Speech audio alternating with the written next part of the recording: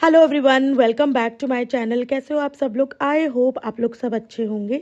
So this is fifth video of consumer protection act 2019। इस video में हम chapter 2 start करने वाले हैं। लास्ट 4 वीडियोस में हमने चैप्टर 1 फिनिश करा है। चैप्टर 1 में सेक्शन 1 एंड 2 ये कवर करे गए हैं। अगर आप लोगों ने ये सारी वीडियोस नहीं देखी हैं तो प्लेलिस्ट का लिंक डिस्क्रिप्शन बॉक्स में दिया है, आप वहां से जाके देख सकते हैं। So let's get started with chapter 2। And chapter 2 में कंज्यूमर प्रोटेक्शन काउंसिल के बारे में बात हुई है, तो चलो उसको पढ़ते हैं। So let's start section 3। Section 3 में सेंट्रल कंज्यूमर प्रोटेक्शन काउंसिल के बारे में बात होती है। सेंट्रल नाम से पता चल रहा है कि ये जो प्रोटेक्शन काउंसिल है, जो कंज्यूमर के इंटरेस्ट को प्रोटेक्ट करने के लिए बनाया गया है, ये सेंट्रल गवर्नमेंट बनाती है by notifying in the official gazette. और ये कब से स्टार्ट होगा, ये जो डेट है, ये भी सेंट्रल गवर्नमेंट ही डिसाइड करती है। अगर हम इस बॉडी ऑफ काउंसिल की बात करें, इसके नेचर की बात करें, तो ये एक एडवाइजरी काउंसिल है। एडवाइजरी काउंसिल का मतलब है कि इसका जो काम होगा बेसिकली एडवाइस देना होगा, सजेशंस देना होगा, लेकिन ये डायरेक्टली डिसीजंस नहीं ले सकते। अगर इनके मेंबर्स की बात करें तो चेयरपर्सन, कंज्यूमर अफेयर डिपार्टमेंट के जो मिनिस्टर होंगे वो काउंसिल के हेड होंगे, चेयरपर्सन जिसको बोलते हैं। ठीक है। देन बाकी के मेंबर्स कौन कौन से होंगे? गवर्नमेंट ऑफिशियल्स, कुछ एक्सपर्ट्स, कुछ एनजीओस के जो मेंबर्स होंगे उनको यहाँ पर मेंबर्स बनाया गया है। मतलब ये लोग क्या है, बेसिकली डिफरेंट कंज्यूमर इंटरेस्ट को रिप्रेजेंट करते हैं, उनको यहाँ पर मेंबर्स बनाया गया है। एंड कितने मेंबर्स होंगे, क्या होंगे, this will be prescribed by the government itself. Section 4 में सेंट्रल काउंसलर की जो मीटिंग्स होती हैं उसका प्रोसीजर दिया गया है कि कब कब मीटिंग होगी। वैसे तो सेंट्रल काउंसलर को जब लगेगा नेसेसरी है तब तब वो मीटिंग कर सकती है, लेकिन साल में कम से कम एक बार मीटिंग कंपलसरी है, ये ध्यान रखना। ठीक है। देन मीटिंग कैसे होगी, टाइम और प्लेस चेयरपर्सन डिसाइड करेगा। एंड जो भी प्रोसीजर फॉलो होगा कि कैसे डिस्कशन होगा, काम कैसे करना है, वो सारा रूल्स के अकॉर्डिंग होगा। ठीक है, एज मे बी प्रिस्क्राइब।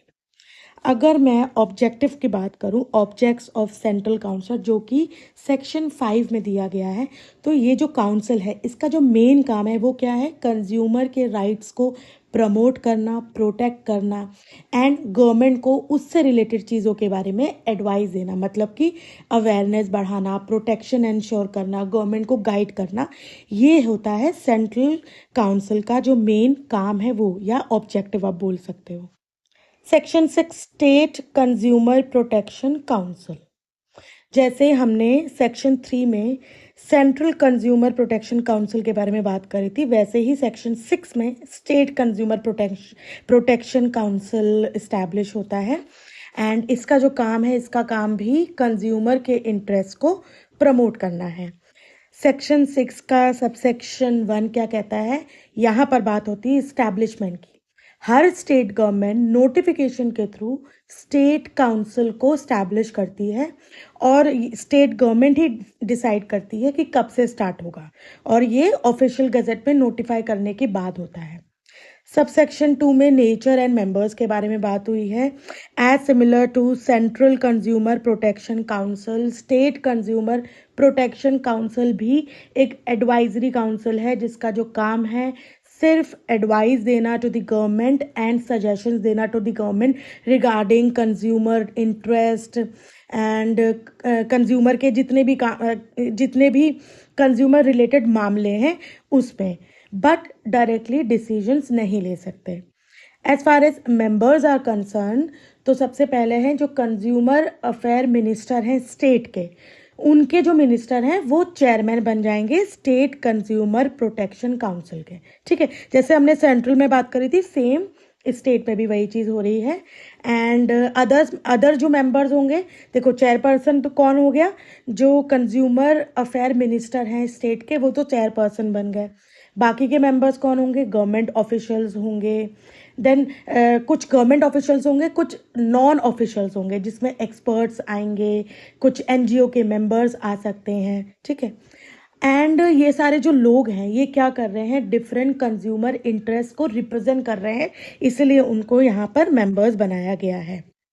फिर सेंट्रल गवर्नमेंट कुछ मेंबर्स को नॉमिनेट भी करती है, ठीक है, और वो कितने हो सकते हैं? Maximum 10 members. Such number of officials और non officials member not exceeding 10, 10 से ज़्यादा नहीं होने चाहिए, जो कि नॉमिनेट हुए हैं by the central government to become the part of state consumer protection council. So इसका सीधा सीधा यही मतलब है कि स्टेट कंज्यूमर प्रोटेक्शन काउंसिल में कुछ मेंबर्स जो होंगे सेंट्रल गवर्नमेंट को भी रिप्रेजेंट कर रहे होंगे। सबसेक्शन 3 में मीटिंग्स के बारे में बात हुई है कि स्टेट काउंसिल कब कब मीटिंग होल्ड कर सकते हैं। देखो, वैसे तो जब ज़रूरत होगी, जब उनको लगेगा कि नेसेसरी है, तब तब वो मीटिंग कर सकते हैं, लेकिन साल में कम से कम 2 बार मीटिंग होना बहुत ज़रूरी है। याद रखना आप कि सेंट्रल काउंसिल साल में 1 बार कंपलसरी मीटिंग होल्ड करते हैं, लेकिन स्टेट गवर्नमेंट में यहाँ पर मैंडेटरी है कि कम से कम 2 बार साल में मीटिंग होनी चाहिए। उसके अलावा as and when required, when they feel necessary, तब वो मीटिंग कर सकते हैं, लेकिन कम से कम 2 होनी चाहिए। एंड यही चीज़ सेंट्रल में क्या थी? कम से कम 1 होनी चाहिए, और अदरवाइज 1 के बाद अगर कुछ और उनको लगता है कि नेसेसरी है तो मीटिंग कर सकते हैं। ये ध्यान रखना। देन सब सेक्शन 4 की बात करें तो टाइम और प्लेस चेयरपर्सन डिसाइड करते हैं। जो भी काम होगा रिगार्डिंग द मीटिंग, वो सारे रूल्स के अकॉर्डिंग ही होते हैं। सेक्शन 7 में ऑब्जेक्ट ऑफ स्टेट काउंसिल दिया हुआ है कि स्टेट काउंसिल का जो मेन काम है वो क्या है? अपने स्टेट के अंदर कंज्यूमर के राइट्स को प्रोटेक्ट करना, उनको प्रमोट करना, स्टेट गवर्नमेंट को एडवाइस देना, ये सारा काम है। ये सिमिलर था सेंट्रल गवर्नमेंट, जैसे हमने सेंट्रल काउंसिल के बारे में बात करी थी, सेम वही चीज़ स्टेट काउंसिल के ऑब्जेक्ट्स के बारे में भी है। अब सेक्शन 8 में हम डिस्ट्रिक्ट कंज्यूमर प्रोटेक्शन काउंसिल के बारे में बात करते हैं। जैसे सेंट्रल लेवल पे एक सेंट्रल काउंसिल बना, स्टेट लेवल पे एक स्टेट काउंसिल बना, वैसे ही हर डिस्ट्रिक्ट में एक डिस्ट्रिक्ट काउंसिल बनाया जाएगा। और ये कौन बनाएगा? State government. उस वहाँ की स्टेट गवर्नमेंट डिस्ट्रिक्ट काउंसिल को इस्टेब्लिश करेगी by notifying in the official gazette, और डेट वगैरह भी स्टेट गवर्नमेंट ही डिसाइड करेगी। और उसको जो बॉडी बनेगी उसको बोला क्या जाएगा? District council. इसका जो एम होगा लोकल लेवल पे कंज्यूमर के इंटरेस्ट को प्रमोट करना। ये सेम वैसे ही होगा जैसे कि सेंट्रल और स्टेट लेवल पे हमने पढ़ा था। सेक्शन 8 सब सेक्शन 2 क्या बोलता है? सब सेक्शन 2 में यही लिखा है कि जो डिस्ट्रिक्ट काउंसिल होगा, इसका जो नेचर होगा एडवाइजरी होगा। सिमिलरली कि ये क्या करेंगे? स्टेट गवर्नमेंट को एडवाइस देंगे, सजेशंस देंगे रिगार्डिंग कंज्यूमर अफेयर्स, ठीक है। एंड अगर हम बात करें डिसीजंस की, तो ये भी डायरेक्टली डिसीजंस नहीं ले सकते। मेंबर्स कौन कौन होंगे? मेंबर्स में सबसे पहले आ जाएगा जो डिस्ट्रिक्ट के जो कलेक्टर होंगे, मतलब कि डीएम, डिस्ट्रिक्ट मजिस्ट्रेट, वो चेयरपर्सन होंगे इस डिस्ट्रिक्ट काउंसिल के। देन उसके अलावा such other officials and non official members जो कि कंज्यूमर के इंटरेस्ट को रिप्रेजेंट कर रहे हैं, वो यहाँ पर मेंबर बनेंगे। कितने होंगे, कब होंगे? वो एज पर दी रूल्स होगा। तो ये ध्यान रखना कि जो सेंट्रल काउंसिल के जो चेयरमैन हैं, वहाँ के कंज्यूमर अफेयर के जो मिनिस्टर होंगे, कैबिनेट मिनिस्टर, वो होंगे सेंट्रल काउंसिल के चेयरपर्सन। स्टेट मिनिस्टर हो जाएंगे स्टेट काउंसिल के चेयरपर्सन। डिस्ट्रिक्ट काउंसिल के जो चेयरपर्सन होंगे वो वहाँ उस डिस्ट्रिक्ट के जो मजिस्ट्रेट होंगे, डीएम, कलेक्टर, वो होंगे। इतना ध्यान रखना। अगर हम मीटिंग की बात करें तो सिमिलर है कि डिस्ट्रिक्ट काउंसिल की जो मीटिंग होगी कम से कम साल में 2 बार होनी बहुत ज़रूरी है। उसके अलावा जैसे डीएम चाहेंगे, उनको लगेगा कि नेसेसरी, वैसे वैसे मीटिंग्स हेल्ड होंगी। कब होंगी, कैसे होंगी, क्या रूल्स होंगे, वो चेयरपर्सन डिसाइड करेगा। एम की अगर मैं बात करूं, जो सेक्शन 9 में है ऑब्जेक्ट ऑफ डिस्ट्रिक्ट काउंसिल, तो वो क्या होगा? To render advice. District council का जो ऑब्जेक्ट होगा या एम होगा कि वो स्टेट गवर्नमेंट को एडवाइस करें, सजेशंस दें regarding the how they can promote the consumer rights, how they can protect the consumer rights. इससे रिलेटेड जितनी भी चीज़ें होती हैं उसको एडवाइस करें एंड सजेशंस दे to the government, to the state government. Moving on to next chapter, chapter 3। Chapter 3 में है सेंट्रल कंज्यूमर प्रोटेक्शन अथॉरिटी। अभी हम काउंसिल्स के बारे में बात कर रहे थे, अब हम अथॉरिटी के बारे में बात करेंगे। Section 10 establishment of central consumer protection authority. देखो सीसीपीए, जिसको हम शॉर्ट में सीसीपीए भी बोल सकते हैं, ये एक पावरफुल बॉडी है जहाँ पर जो काउंसिल, अभी हमने जिनके बारे में बात करी, उसका जो नेचर था वो केवल एडवाइजरी था। लेकिन यहाँ पर ये जो बॉडी है सेंट्रल कंज्यूमर प्रोटेक्शन अथॉरिटी, ये एक पावरफुल बॉडी है। ये केवल एडवाइस नहीं देती बल्कि ये एक्शन भी लेती है, यानी कि रूल्स को एनफोर्स करने की रिस्पॉन्सिबिलिटी भी इसकी है। अब सब सेक्शन 1 की अगर मैं बात करूँ तो यहाँ पर इस्टेब्लिशमेंट की बात होती है कि सेंट्रल गवर्नमेंट क्या करती है, सीसीपीए को इस्टेब्लिश करती है by notifying in the official gazette, और वही डिसाइड करती है कि वो कब से स्टार्ट होगी। अब सीसीपीए का मेन काम क्या है, कि जो कंज्यूमर राइट्स का वायलेशन हो रहा है ऐसे मामलों को देखना, देन अनफेयर ट्रेड प्रैक्टिसेस जो हो रही है ऐसे मामलों को देखना, फॉल्स मिसलीडिंग एडवर्टीजमेंट, अगर कोई कंपनी दे रही है, कोई मैन्युफैक्चरर दे रहा है, मिसलीड कर रहा है अपने एड्स के थ्रू, फॉल्स स्टेटमेंट दे रहा है, तो ऐसे मामलों को भी देखना। सो बेसिकली देखा जाए तो प्रमोट का इसका जो काम है, सीसीपीए का जो रोल है वो क्या है, प्रमोट करना, मतलब कि कंज्यूमर राइट्स को लेकर अवेयरनेस बढ़ाना, देन सेफ गार्ड करना उनके राइट्स को, दैट मीन्स प्रोटेक्ट करना, एनफोर्स करना, लॉ को अप्लाई करना, एक्शन लेना, ये भी सीसीपीए का काम है। Now, Section 12, vacancy, etc., not to invalidate proceedings of central authority. अब सेक्शन 12 क्या कह रहा है?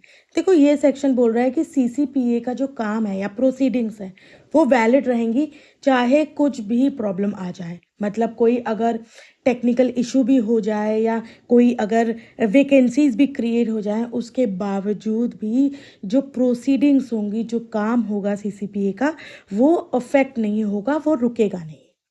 सिंपल मतलब है कि सीसीपीए अगर कोई डिसीजन ले रहा है तो वो डिसीजन केवल इस वजह से या केवल इसलिए इनवैलिडेट नहीं माना जाएगा कि सिस्टम में ऑल टुगेदर कोई डिफेक्ट है। सो अगर हम कुछ पॉइंट्स को डिस्कस करें कि कब कब इन जो सीसीपीए है उसके जो प्रोसीडिंग्स हैं या जो डिसीजंस हैं वो इनवैलिड नहीं माने जाएंगे, तो इसमें कुछ पॉइंट्स लिखे हैं। सबसे पहला पॉइंट है यानी कि ए, वैकेंसी या स्ट्रक्चर में डिफेक्ट। अगर कोई पोस्ट खाली है, कोई कंपोजिशन में, तो कंपोजिशन मतलब स्ट्रक्चर में कुछ इशू आ रहा है, तो ये सारी चीज़ें की वजह से प्रोसीडिंग्स नहीं रुकेंगी, एंड अगर कोई डिसीजन लिया गया है तो उसको इनवैलिडेट नहीं किया जाएगा ये बोल के कि वैकेंसी है नहीं, वैकेंसी है या स्ट्रक्चर में कोई प्रॉब्लम है। ठीक है। देन अपॉइंटमेंट में डिफेक्ट, अगर चीफ कमिश्नर या कमिश्नर के अपॉइंटमेंट में कोई भी प्रॉब्लम आती है तो भी उनका जो काम है वो इनवैलिडेट नहीं होगा, ये ध्यान रखना। देन प्रोसीजर में अगर कोई इरेगुलरिटी आती है, अगर प्रोसेस जो है सीसीपीए का, उसके काम का जो प्रोसेस है उसमें कोई मिस्टेक आ जाती है ना, तो उसकी वजह से उनके जो डिसीजंस हैं उसको इनवैलिडेट नहीं किया जाएगा। तो मेन आइडिया बेसिकली यही है कि लॉ ये इंश्योर करना चाहता है कि टेक्निकल इश्यूज या कोई अगर माइनर मिस्टेक्स हुई हैं उसकी वजह से जस्टिस को डिले ना किया जाए। उन जो अथॉरिटी है उसके जो डिसीजंस हैं जो किसी कंज्यूमर के लिए बेनिफिट दे सकते हैं, कंज्यूमर के लिए दिए लिए गए हैं, कंज्यूमर को फ़ायदा पहुंचाने के लिए लिए गए हैं, तो उसको इनवैलिडेट ना करना पड़े, इस वजह से ये पर्टिकुलर सेक्शन को लाया गया है। So this was it for today's video. I hope आपको आज का वीडियो पसंद आया होगा, एंड अगर कोई क्वेरी हो तो you can ask me in the comment section. Next video में आपसे फिर से मिलती हूँ, तब तक के लिए stay connected with me, keep learning and be happy. Bye bye.